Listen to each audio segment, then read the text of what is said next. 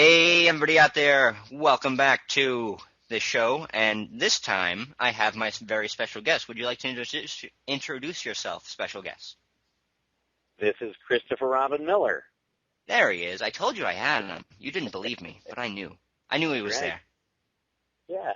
And now I was looking over your resume, your bio, hmm what have you, and hmm you've been doing this sort of acting gig for quite a while. Could you tell us how you got started in it? Yeah. I started, it's like many will probably say, it's like, well, how far back do you want to go? I mean, I've been acting for my whole life, and I'm 40 years old. So, I've been doing this ever since I was a little kid, but I started off in theater and started doing a little bit of television work as a teenager, and was still doing musical theater in college, and I was dancing professionally, and I found myself wanting to do all kinds of roles that I wasn't cast, that I wouldn't get cast for because of my height or because of my look, or because of my age or because of my ethnicity. And I thought about how much I loved cartoons and how I was always imitating the voices that I heard. A lot of character actors were doing commercial work and cartoons back when I was a kid, and I just knew that that was something that I wanted to do. And I guess about 16, 17 years ago, I had an agent came to Utah. I live in Utah. I'm in Utah right now. And she was working with Sonari, SDV, which is a big voiceover agency out in Los Angeles. And she moved to Utah because she and her husband wanted to live in Park City, and I think he wanted to open a restaurant and ski or something like that, which I guess you can't do in L.A. So you've got Big Bear, but I don't know what else you've got for skiing there. Probably lots, and I don't mean to insult anybody out there. But she started working at an agency I was with, and I told her, I want to do voiceover. And she basically responded like, well, lots of people want to do voiceover, so what? Why would I take you on? And I told her how passionate I was about those kind of things, and she said, well, take a class and do a demo. And that was the best advice I ever got. But, of course, I resisted that for 6 months and instead told her I want to do voiceover every day, 5 days a week for 6 months. That's how I started, until she got frustrated and said, here, you're not even right for this part, but here, I'll give you an audition if you'll leave me alone. And I went and I got that gig, and I've been doing it ever since. So. Persistence does help. Let that be a lesson. It does. Well, as long as it's fortunate that I had the years of doing theater so that when I showed up at that audition, it wasn't like, boy, he's a persistent little guy that doesn't know how to really do this. I mean, fortunately, I actually had some chops when I showed up. And after that, she kind of took me under her wing and brought me in to read almost every day for auditions she wasn't even submitting me on, just so that I would have the opportunity to be reading on the mic. And she basically gave me my voiceover career. It was Linda Behrman. Very cool. I've found my mentors. I've gotten to work with her.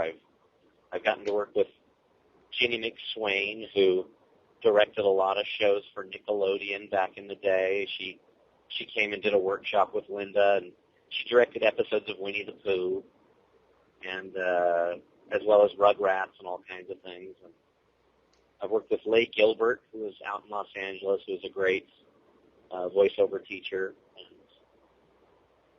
yeah, I've just been doing it ever since then. So. Now I'm showing my age because I loved Winnie the Pooh and Rugrats when I was growing up as a kid. Yes, so. It's great. It's great stuff, isn't it? Yeah. Yeah. I'm. You know what? The number one thing, I'm a fan of cartoons. I'm a fan of voiceover work. I'm always listening. In the car, I look like a crazy person. Well, I don't look like a crazy person now because people have headsets and smartphones, and they look like they're talking to themselves everywhere they go. But 10 years ago, I looked like a crazy man walking down the street, imitating whatever I heard, You could get wrestled to the ground in the wrong part of town doing that, And now you actually grew up originally in Massachusetts, which is the Yeah. area where I'm originally from. What made you decide to make the move all the way out to the West? Well, the choice wasn't really up to me. I was, I was about 3.5 when my dad said, "We're leaving West City," and we ended up heading out to Lake Havasu City, Arizona.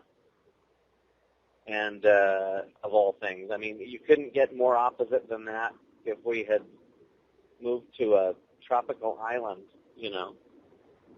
from West Peabody, Massachusetts. But we moved out there, and then eventually moved up to Utah when I was about 8.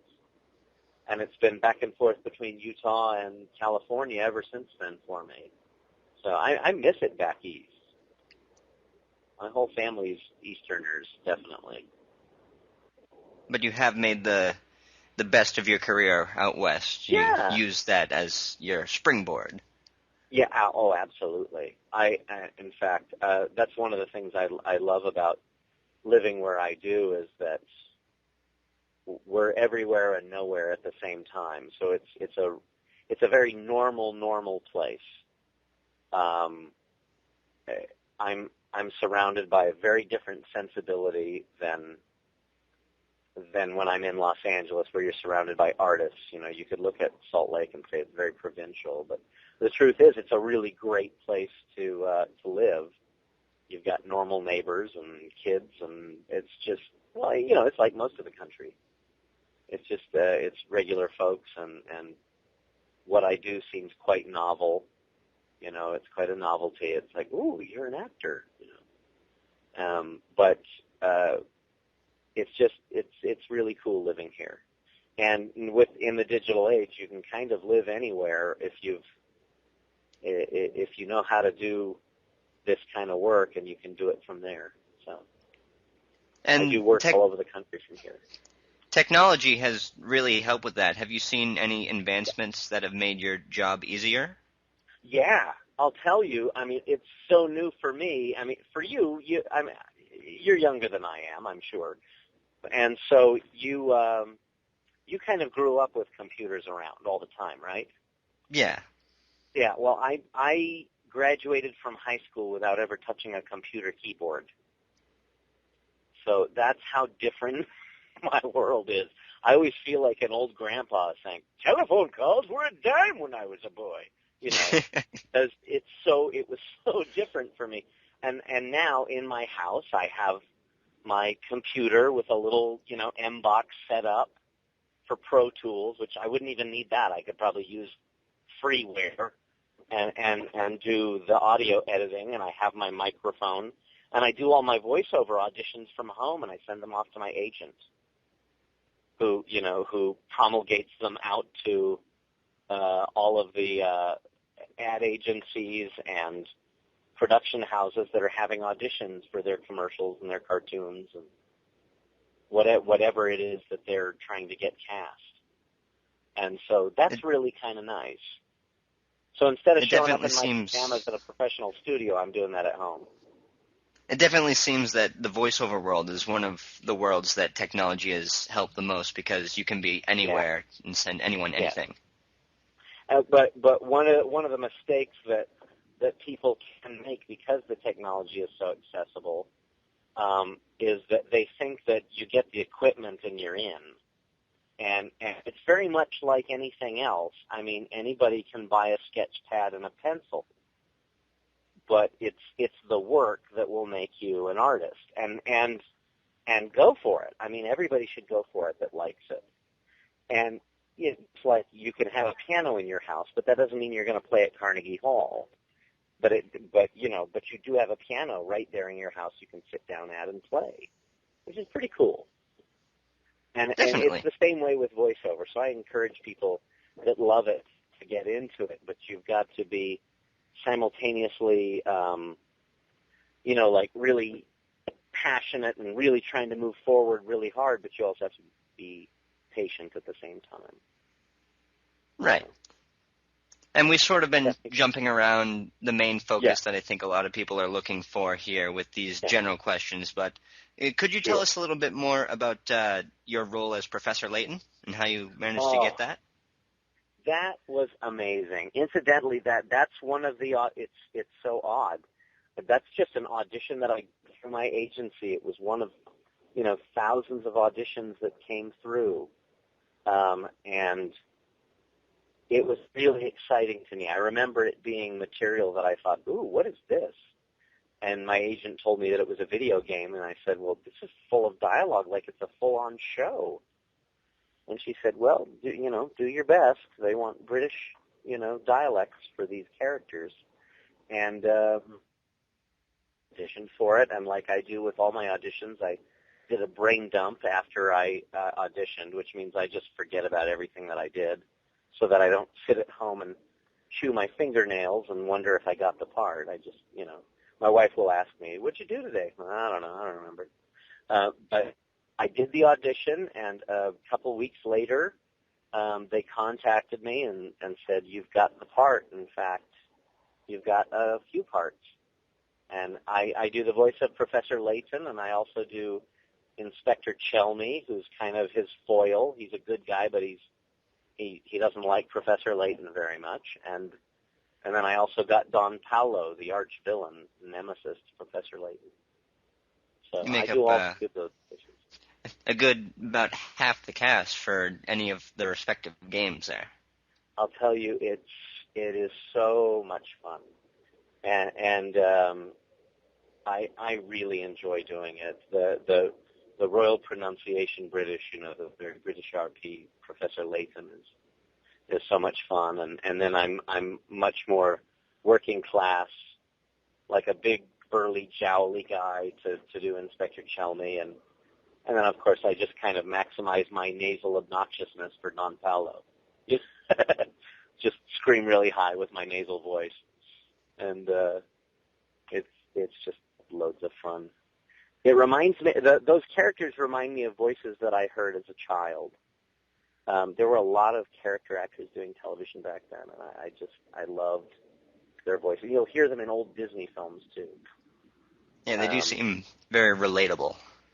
Yeah, and I love how rich the characters are and the storylines, and it's been loads of fun. I've done 3 games now, and the movie. I did Professor Layton and the Eternal Diva. I did the English dubbing on that last summer, and I guess I'm slated to do the 4th Professor Layton game possibly in June or July. Ooh, well, that's always exciting. Have you gotten the Yeah. chance to play any of the games? I have, and I'm terrible at them. My 11-year-old is really good at them, and so is the 9-year-old. They speak video games, so when saying I'm all thumbs used to actually mean a bad thing, but now people actually use just their thumbs to do all kinds of things. So to say I'm all thumbs, they're like, "Well, what's wrong with that? You probably rock." Well, no, I'm learning. I'm learning those. I'm still trying to crack some of the codes in the games on the first one. That's how slow I am. So Yeah, I'm definitely acting when I'm playing Professor Layton, who's so intelligent. I've gotten through the first one, but I think I put the second one down a while ago because I'm stuck on a puzzle. I'm like, no, I'm done with this. I've tried this puzzle 50 times in the past 2 hours. I'm done for now. No, you've got to finish it. You've got to finish it. We should challenge each other. We should have a wager. If you can get through all 3 games and conquer them before I do, let's see. I owe you what? See, I'm already thinking about basically what I owe you and what I can afford because I don't know how I'd ever win. But this will go both ways. So, now, are you up in New Hampshire? Are you in that area? Yes, I am. Okay. Let's see. That means I'd have to come up there. So that's kind of a win for me anyway. I'll owe you lunch. I'll owe you lunch at your favorite place. All right. If you all 3 games before I do. And vice versa. And if I win, then you owe me lunch, but I have to come all the way up to New Hampshire. All right. So either way, I don't have to go anywhere. Sounds like a plan. That's right. I don't know how we're going to be able to monitor this, but we'll figure it out. We'll figure it out. We'll go behind the scenes. We'll work something out, some sort of agreement, Totally. and then we'll do lunch. Exactly. It's one of those backroom deals. See how showbiz that is, and then we'll do lunch. Exactly. The gauntlet has been thrown down. That's right. The gauntlet is thrown down, my friend. I'm gonna solve those puzzles before you. I bet you I can find more hint coins, though. I'm good at finding those hint coins. That's right. A gentleman never leaves a puzzle unsolved.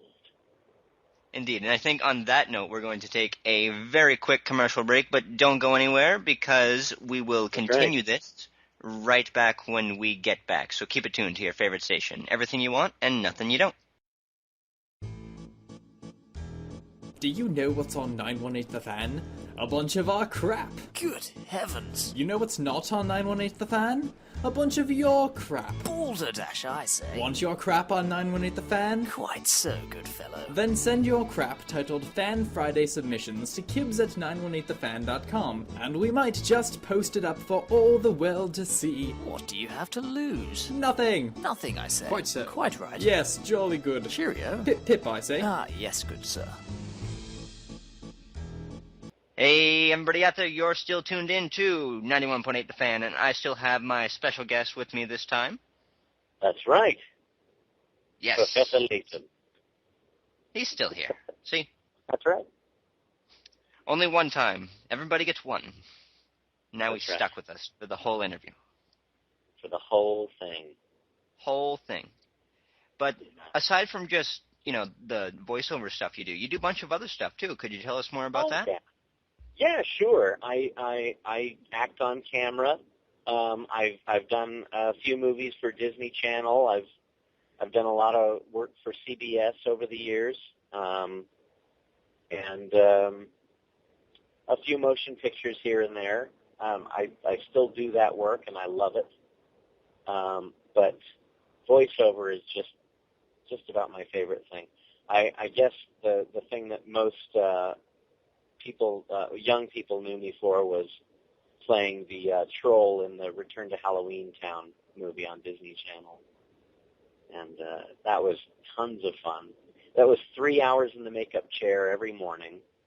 Oh, wow. I'd be there at 5:30 in the morning, and at 8:30 I'd be able to get out of the chair and go have breakfast. And it was lots of fun. They actually had to, dip my whole head. They had to actually, do a mold of my entire head, and then they'd make these prosthetics that fit my face, and they had to make new ones every day because it would cover my entire face, and it was glued to every inch of my face. Oof. And it was really, really cool, and it was creepy seeing a cast of your head, sitting on a counter. It's like, that's what I look like if I were all white. It was cool. It's a new experience. It's neat.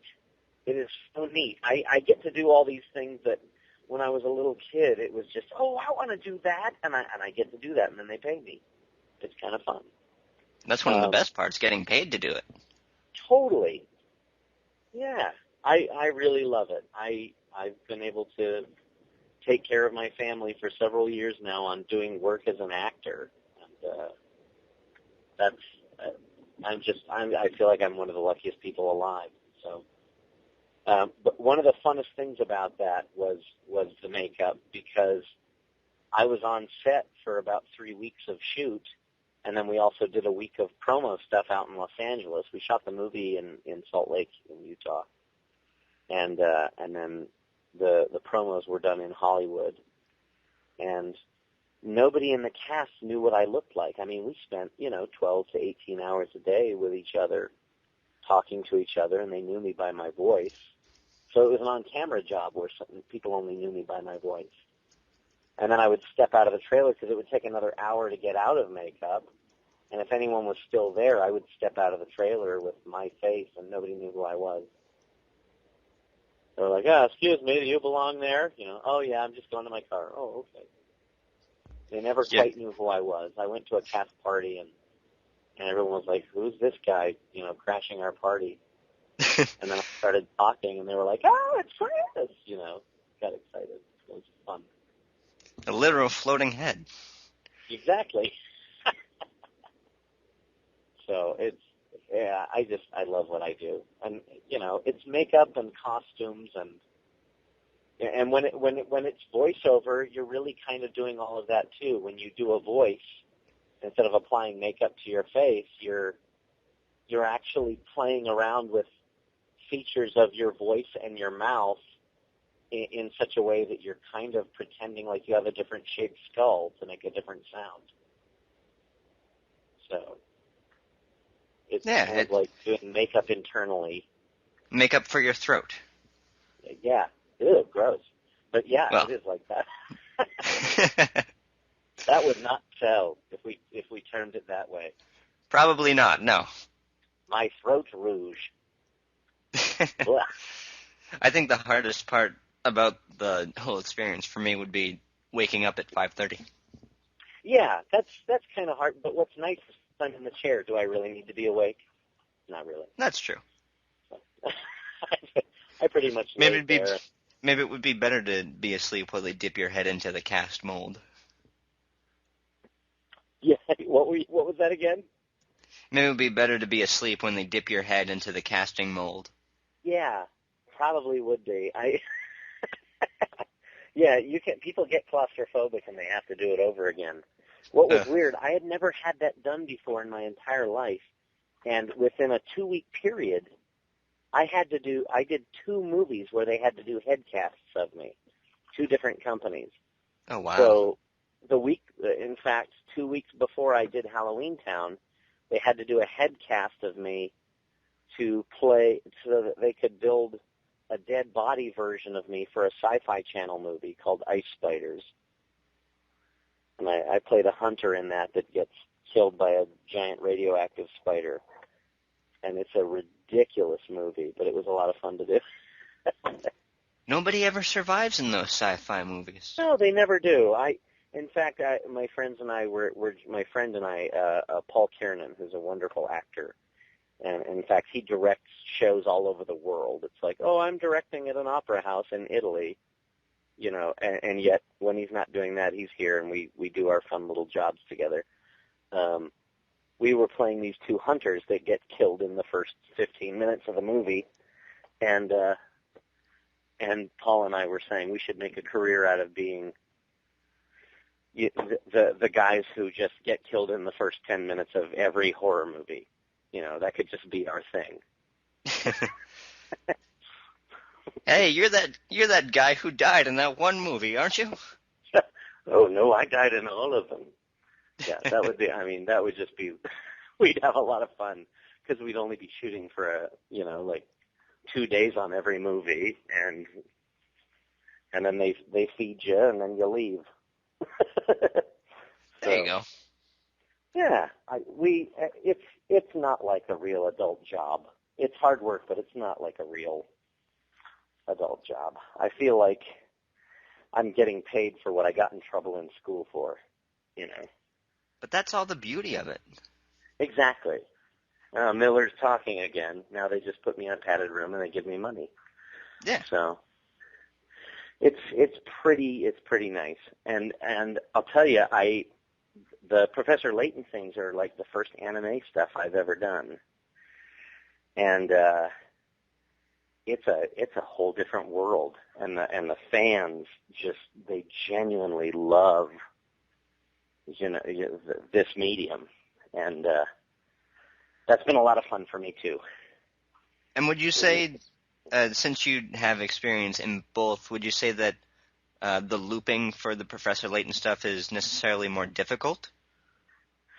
You know what? It is different, and it can be more difficult because there's a performance already there, and you have to find a way to match it. But you're doing it with.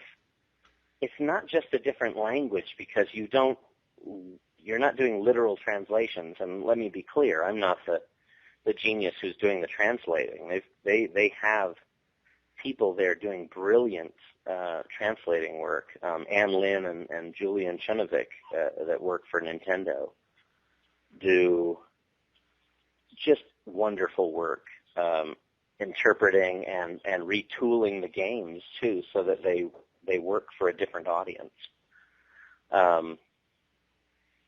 And keeping the storylines lively with the same footage, but they have a different language with a different culture that they have to bring these through.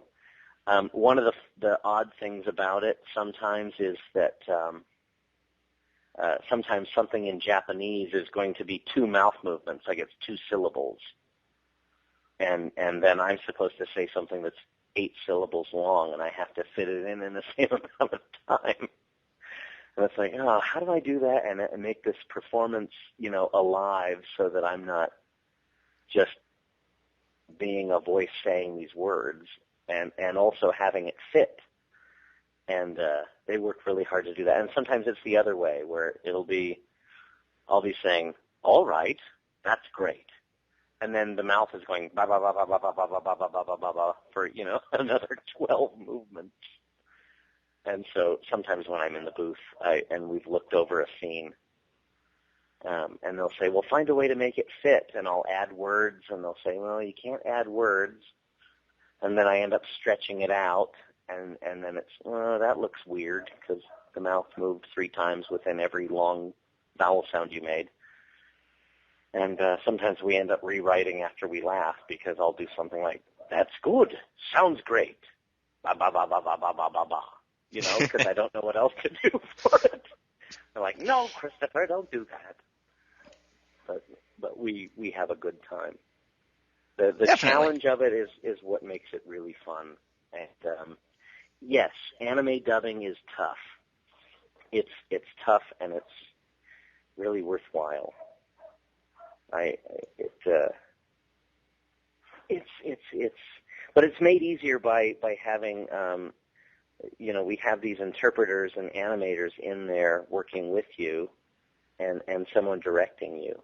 And everyone in the room is really good at what they do. We even have engineers that will put in their 2 cents, where they're running the tape and they're recording me and they're syncing things up, and they'll have ideas. And so it's really a collaboration. It's very much like a movie. It's a big team effort. Everybody does their part. Oh, absolutely, and they overlap, and they know how to be delicate about it too, so that no one's stomping on anyone else's toes. But their work does overlap, and if it wasn't for people like that, I would, like I said, I would just be someone driving in my car looking like I'm talking to myself, because I'm compelled to do voices. I've always done that. I've always mimicked whatever I heard around me, and so it's just really fun that there's good engineers and there's good writers and there's animators and there's people that dream up these games, and it's a wonderful world to work in. So definitely, I'm a fan. I'm a fan myself. That's for sure. It's always good to be a fan of what you do. That way you enjoy it all the more. Mm-hmm. Absolutely. That's and one I of the love reasons we got together to do this. Yeah, exactly. I'm so thrilled that I got to talk with you. I'm talking a lot. I want to hear about you, but that's not what the show's for, is it? No, not today. Today it's all about you. Well, maybe sometime I'll call in and I'll interview you. There you go. You can do the interview. Okay. Tell me how it all began. Well, no. But before we head out here, I actually have a question from our live chat. We have a live chat, and they're enjoying the interview quite a bit. And someone asked me what your favorite character to mimic was. Oh, my of the ones that I did voices for? Yeah. Or on the game? Or, you know what? They're all my favorite, but Inspector Chelmy stands out because I consider myself normal height, but the world says I'm short. I'm about 5'5", and Inspector Chelmy to me looks like he's like 6'3" and barrel-chested and huge. So it's not just his accent, which is so street, but it's also his. He sounds really big and jowly, so he talks like this, does this kind of thing like this. And that's just so fun to me because I always feel like I'm a great big monster when I do his voice. He's the big, intimidating inspector. Yeah. And he's like a street tough. He sounds like he could, like he could pound nails down with his bare hands. Definitely. So I think that he's just so much fun. I can't really pick. I can't say that's my favorite, but it is a good question. Very cool. But before we let you go once and for all, we do have one final question here, and that is, would you be willing to participate in a 91.8 The Fan tradition? Absolutely. All right, good. Whew. Every time I get nervous, because nobody's turned it down yet, but I'm waiting for that one wise guy who says, nah, I would never. Don't be so pretentious. Okay. But we just asked everybody who comes on the show, voice actor or otherwise, if they would be willing to do a radio bump for us. Sure, I'd love that. Awesome. We just ask everybody to say, hello, my name is, you insert your name. I do this. You can be as general or character specific as you like. And you're tuned into 91.8 The Fan. Okay, will do. Right, anytime? Anytime. We do it live on air for any of the bloopers. Here we go. I'm Christopher Robin Miller, the voice of Professor Layton, and you're listening to 91.8 The Fan. Very good. You got it all in one shot. Oh, good. Yeah, that's cool. This was really fun. I'm glad you thought of me. No problem. We're glad you agreed to take the time out of your busy schedule to come on the show and talk with us. I'll tell you anytime. You can give me a call after the next game if you run out of anybody to talk to, and I'll be happy to chat. Well, it sounds like a plan. Hopefully we'll get to do lunch before that, though. That's right. Oh, that's right. I got to get working. On those puzzles. But for anybody else out there, if you missed any part of this interview, shame on you, but it will be up on the website in the next few days, so make sure that you keep your eyes peeled to 91.8 The Fan. Everything you want and nothing you don't.